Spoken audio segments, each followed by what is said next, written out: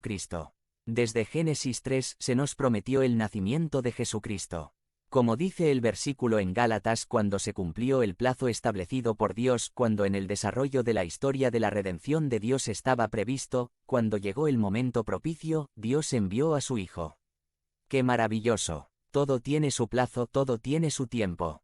Este nacimiento no vino inmediatamente, pasaron siglos y siglos, y toda la historia bíblica da testimonio de ese recorrido de fe y de espera, en que el pueblo de Dios esperaba a este bebé prometido. Cuando llegó el tiempo de que este Adán prometido llegara para poner fin al gobierno de la serpiente, para destruir sus obras, para redimir a la humanidad caída y establecer finalmente el reino de Dios en la tierra, Dios lo envió. El Hijo de Dios fue enviado para dar el golpe final en la cabeza a la serpiente. Este enviado de Dios tenía que ser descendiente de la mujer. Por eso Gálatas nos aclara que en verdad nació de una mujer nacido de mujer. Es decir, debía ser un ser humano como también lo fue el primer Adán. Este enviado de Dios debía estar en las mismas condiciones en las que falló el primer Adán, y así fue. Jesucristo estaba bajo la ley, no estaba por encima de la ley, sino sujeto a ella y vino a cumplirla totalmente. Jesús mismo dijo: no he venido a abrogar la ley, sino a cumplirla. Este enviado de Dios vino a rescatar a los descendientes de Adán que estaban cautivos bajo el yugo de la serpiente. Vino para que pudieran ser adoptados como hijos de Dios. Pero ese rescate no iba a ser cosa fácil. Como estaba profetizado, la serpiente lo heriría en el talón, iba a infligirle sufrimiento. Y así fue. Este Hijo de Dios, nacido de mujer, nacido bajo la ley, llevó a cuestas una cruz que no merecía, fue crucificado como el peor de los pecadores, murió y fue sepultado, aparentemente vencido por la serpiente. Pero al tercer día resucitó de entre los muertos, venciendo la muerte y habiendo sido establecido como el Rey de Reyes y Señor de Señores, y ante quien toda rodilla se doblará y toda lengua confesará que Jesucristo es el Señor, para gloria de Dios Padre. Desde el principio se dio la promesa de este nacimiento que luego vemos cumplido y realizado en la vida, obra y persona de Jesucristo. Somos privilegiados, porque esta historia tiene un final feliz, y lo conocemos gracias a que un bebé prometido nació. Un final donde los cautivos son rescatados, donde el protagonista, aunque muere, vuelve a vivir para siempre con su pueblo, donde los que no eran hijos son considerados ahora hijos del buen Padre Celestial, y coherederos con Cristo. Así comienza la historia de un nacimiento prometido. Celebramos su nacimiento, pero sabemos ahora que ya está sentado en su trono a la diestra de Dios el Padre. Él reina y está con su pueblo para siempre. A la luz de esta verdad de la Escritura sobre el nacimiento prometido de Jesucristo desde tiempos remotos de la humanidad, ¿qué debemos hacer y cómo debemos responder? Primero, celebremos la verdadera historia de la Navidad. La historia de la encarnación de Jesucristo es por demás apasionante. Tiene de todo: drama, suspenso, comedia y sobre todo, es verdadera.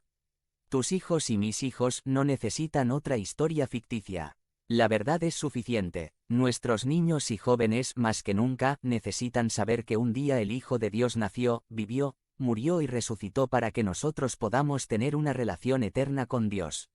El ministerio infantil ha provisto un calendario para centrar en Cristo nuestra espera de la Navidad. Algunas familias ya lo están haciendo. Este es un recurso nada más, pero el punto es que donde otros celebran sin sentido estas fechas, nosotros las podemos celebrar por la verdadera razón de la celebración y seguir creciendo en nuestra fe en Jesucristo.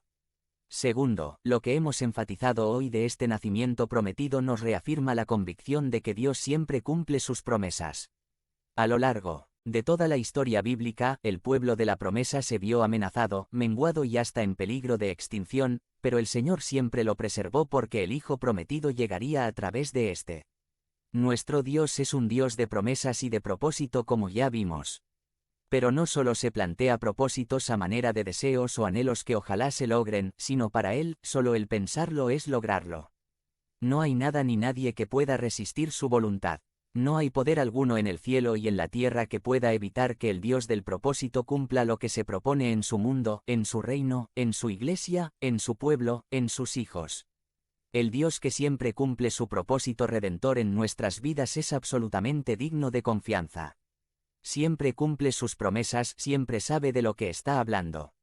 En esa situación que vives no dudes que Él está actuando. No se ha ido de vacaciones o se durmió. Si eres su hijo, todo tiene un propósito redentor en tu vida y en mi vida.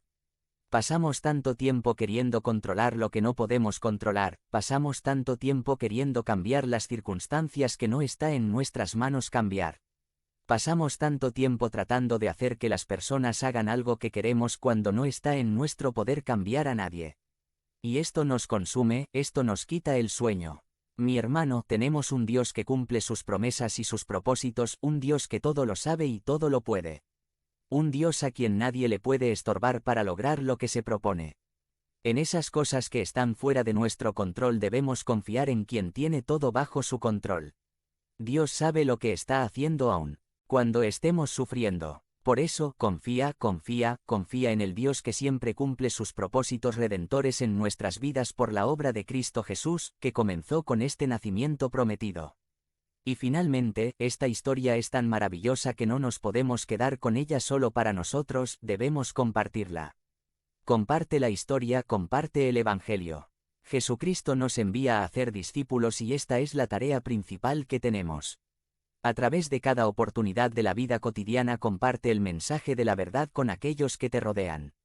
Cada interacción, cada relación, cada situación no está allá por casualidad, sino son momentos providencialmente preparados para que compartamos con acciones y palabras el Evangelio con todos los que nos rodean. Que hacer discípulos en el reino de Dios sea lo que consuma nuestra pasión y nuestro deseo para siempre. Hermanos, que este mes al recordar el nacimiento de nuestro Señor, nuestra fe en Él sea fortalecida e impulsada para seguir viviendo vidas que cuenten para la gloria de Dios. Conviértete en miembro del canal y sé un instrumento de la palabra de Dios. No dejes pasar esta oportunidad de impactar vidas, haz clic en el enlace de la descripción ahora y ayúdanos a difundir la palabra de Dios. Teme al Señor, su reinado. By Wilbur Madera Rivas. Sumari, teme ante tu Rey. En una reunión de oración, siendo un adolescente, estábamos dando rondas de oración en el círculo del grupo que nos habían asignado. Por turno, uno a uno de los integrantes del grupo íbamos orando. Llegó el turno para una señorita y comenzó a orar, pero enseguida, sus palabras llamaron mi atención. Empezó a referirse a Dios usando usted en vez de tú. Ese lenguaje era un poco extraño para mí en las oraciones. Cuando terminó de orar, la señorita que siguió comenzó su oración diciendo: Papi, cosa que también me sacó de balance.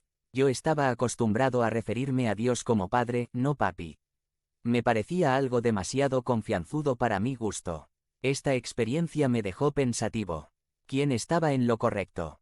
Debemos tener tal respeto a Dios que no tengamos por qué tutearlo o podemos acercarnos a Dios con tal confianza y cercanía que podamos decirle papi o papito. Con el tiempo descubrí que el que estaba mal era yo.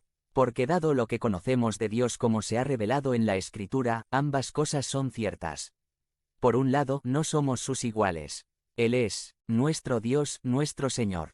Él es santo, nosotros polvo, por eso, ¿con qué desfachatez podrías tutearlo? Usted sería una manera muy apropiada de referirnos a Él.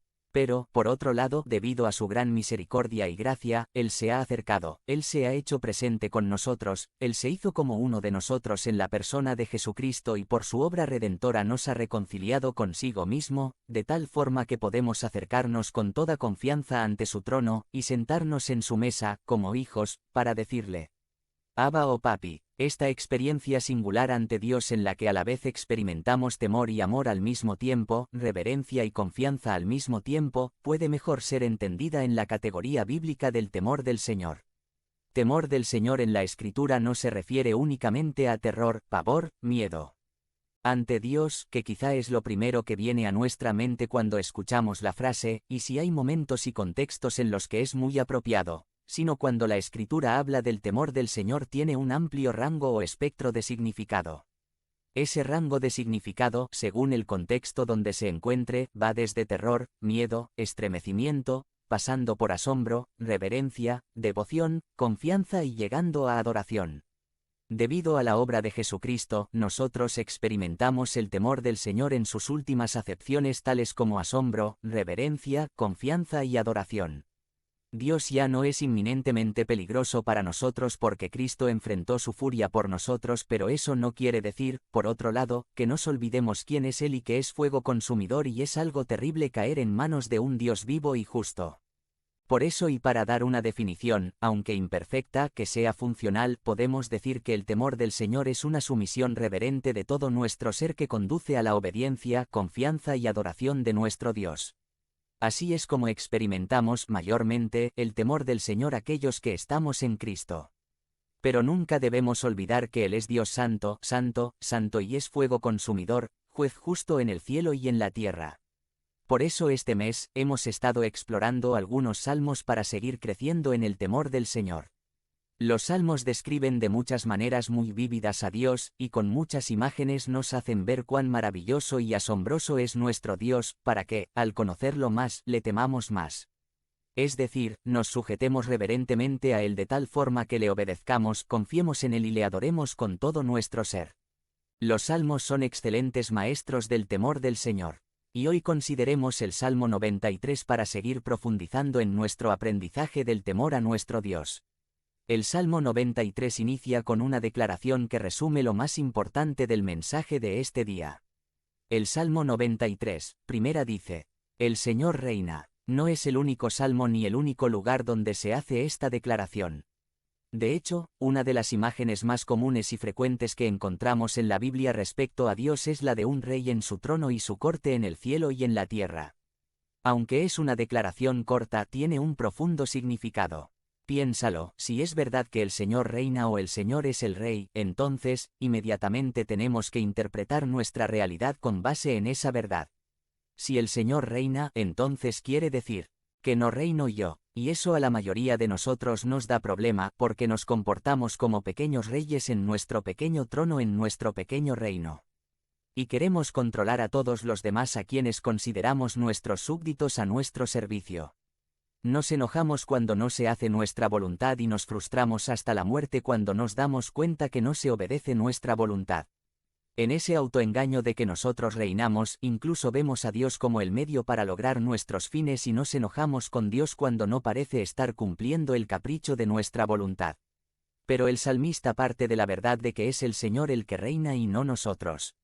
Si el Señor reina, entonces quiere decir también que no reina Satanás. Y muchos viven con la impresión de que todo es propiedad del diablo y sus secuaces. Vemos la realidad material como del diablo y no de Dios. Y dividimos nuestras vidas entre sagrado y secular. Pero si el Señor reina, no vivo en dos mundos, uno del diablo y otro de Dios, sino el reinado de Dios abarca toda esfera en el cielo y en la tierra. Así que nunca estoy en mi vida secular, sino siempre estoy pisando suelo sagrado, pues vivo, hablo y actúo siempre ante el rostro de Dios y para la honra o deshonra de Dios. El salmista nos declara esta verdad tan importante. El Señor reina, el Señor reina, el Señor es el Rey. Hermanos, si esta verdad estuviera presente en nuestros corazones siempre, nuestras vidas y nuestras luchas, preocupaciones, ansiedades, dudas y demás conflictos internos y externos, se esfumarían inmediatamente.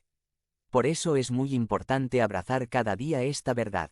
El Señor reina. Al levantarte, el Señor reina. Al acostarte, el Señor reina. Al afrontar una situación difícil, el Señor reina. Al gozar un momento de bendición, el Señor reina. Él reina todo el tiempo, en todo momento, en todo aspecto de nuestras vidas. El salmista, entonces, nos va a llevar a crecer en el temor del Señor considerando su reinado y nuestra respuesta ante quién es Él y qué hace. Por eso, este día, basándonos en este salmo, decimos: teme ante tu Rey. Es un hecho, tienes un Rey. No importa si a veces no lo reconoces o a veces quieres usurpar su lugar. Él permanece siendo siempre el Rey. Por eso, la respuesta más adecuada ante esta realidad es la de mostrar temor ante Él. Teme ante tu Rey. ¿Y cómo muestro ese temor del Señor? ¿Cómo temo ante mi Rey? ¿Qué acciones y actitudes mostrarán que el temor de Dios gobierna mi vida? En este salmo encontraremos por lo menos 3 acciones que muestren nuestro temor ante el Rey de tal forma que profundicemos en el aprendizaje del temor del Señor. En pocas palabras, ¿cómo se verá el temor de Dios en tu vida? La primera acción que mostrará mi temor al Rey es: 1. Asómbrate ante su grandeza. 1 a 2. Dice el Salmo 93. 1 a 2. El Señor reina, revestido de esplendor. El Señor se ha revestido de grandeza y ha desplegado su poder. Ha establecido el mundo con firmeza, jamás será removido. Desde el principio se estableció tu trono y tú desde siempre has